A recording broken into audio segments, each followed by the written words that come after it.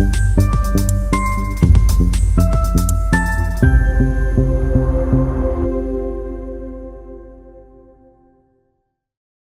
Press वार्ता के दौरान पुष्पेंद्र राजपूत जी ने बताया कि अमित ढींगरा पुत्र श्री नंद ढींगरा निवासी पश्चिम बिहार नई दिल्ली का मूल निवासी है, जो उत्तर प्रदेश में आकर बालू खनन का काम करना चाहता था, जिसके लिए प्रार्थी ने एक क्षेत्रीय संभ्रांत व्यक्ति जो मेरे पिता श्री कांधीलाल राजपूत के साथ मिलकर काम करने की इच्छा जताई, जिसके लिए प्रार्थी कांधीलाल ने अपने रिश्तेदारी में लगने वाले जीजा बुआ की लड़की के पति वीरेंद्र कुमार महान रिटायर्ड जिला पूर्ति अधिकारी गोपालगंज उरई जालौन से काम के सिलसिले में मुलाकात की, जिस पर वीरेंद्र महान, सत्येंद्र महान और साथ ही हेमंत राजपूत प्रार्थीगण को विश्वास में लेने के लिए विभागीय उच्च अधिकारियों के दरवाजे तक से जाकर विश्वास जीतकर धीरे धीरे जनवरी 2025 तक विभागीय कार्यवाही के नाम पर 45 लाख रुपए ऐंठे और 5 लाख रुपए वीरेंद्र महान ने अपने खाते इंडियन बैंक में ट्रांसफर किए।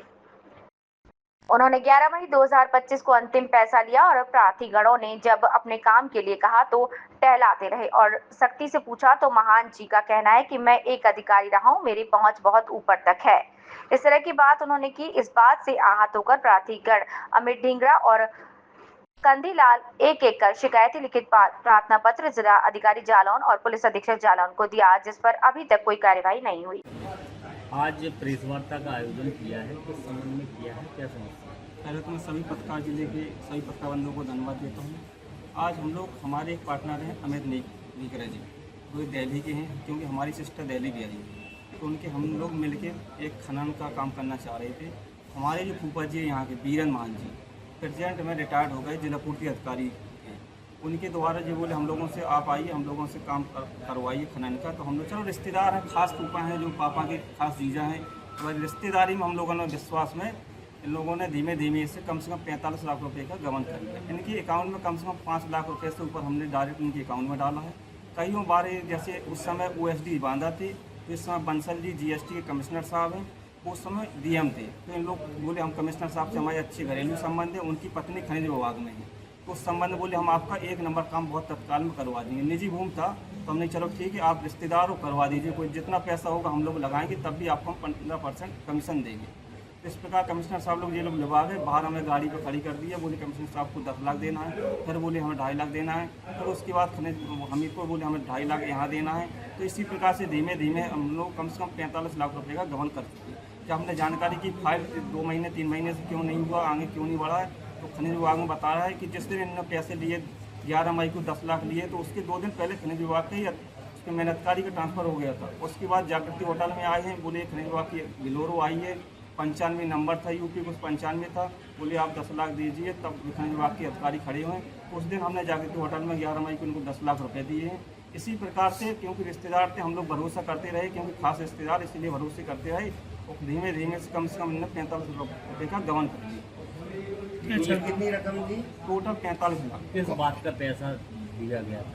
पैसा इस बात का दिया गया था कि आप ये लोग कह रहे थे हमारे कमिश्नर साहब से संबंध अच्छे हैं, उस समय क्योंकि जो OSD थी, कमिश्नर साहब जो बंसल जी हैं वो DM था बांधा। पैसा किस बात का दिया गया? पैसा इस बात का दिया था खनन के संबंध में, कौन सी चलाने के संबंध में, खनिज पट्टे आपको दिलवाने के नाम पर दिया निजी गया। भूमि कराने के संबंध में। फिर इस मामले की शिकायत आपने कहीं की? हमने इस मामले की डायरेक्ट हम फिर वहीं गए कमिश्नर साहब के पास, उसने जिलाधिकारी महोदय जी को हमीरपुर फ़ोन किया, बोले मेरे नाम से इन्होंने सीट की है, तत्काल पर FIR करिए। हम DM साहब से मिले, DM साहब ने हाल SP साहब को फ़ोन किया हमीरपुर वालों को, बोले फिर उन्होंने बताया कि पुष्पेंद्र जी आपका मामला हमीरपुर का है। फिर हमने जालौन आके जिलाधिकारी महोदय जी को एक शिकायत पत्र दिया, जालौन आके पुलिस अधीक्षक जी को शिकायत पत्र दिया, CO मैडम के पास इस समय जाँच चल रही है। CO मैडम के पास कईयों बार गए हैं, लेकिन कोई भी सुनवाई करने के लिए तैयार नहीं, टालाकाली करती हैं। हम लोग कई बार गए हैं, लेकिन जब भी प्रार्थी की जब तक आप पूरी बात नहीं सुनोगे, आपको कैसे पता चलेगा प्रार्थी सही है या गलत है। कब का ये मामला है? ये 2-3 महीने हो गए। अभी शिकायत हमने 23 तारीख को दी थी माननीय जिलाधिकारी जी को और पुलिस अधीक्षक जी को। हम लोग ये चाहते हैं बिल्कुल ईमानदारी से निष्पक्ष होकर कार्रवाई, चाहे हम अगर गलत हो तो हम पे कार्रवाई करें, अगर वो गलत है तो उन पर कार्रवाई करें। मुकदमा नहीं लिखा गया? अभी तक कोई मुकदमा नहीं लिखा गया, किसी प्रकार की ना तो कोई जांच की गई है। उन लोगों को 2-3 दिन हो गए, किसी प्रकार का फ़ोन भी नहीं आ रहा कि आइए क्या है क्या नहीं है। आपके पास ये पैसे देने के कुछ है तथ्य? हाँ बिल्कुल, एक एक मेरे पास रिकॉर्डिंग है, तब PDF जो CO मैडम ने मांगी थी, जो रिकॉर्डिंग हमने पेश की है उसको भी है, जो पैसा हमने भेजा है एक एक बैंक से लेके हर प्रकार का हमने उनके पास जमा कर दिया, तब भी किसी प्रकार की कार्रवाई नहीं है। ऑनलाइन भी ट्रांसफर किया था? हाँ, या जो कैश? ऑनलाइन किया था उसका भी हमने सब जमा कर दिया, जो रिकॉर्डिंग है वो भी हमने जमा कर दिया, एक एक प्रूफ जो भी हमारे पास है, और जैसा ही मांगना चाहे हम लोग देने के लिए तैयार।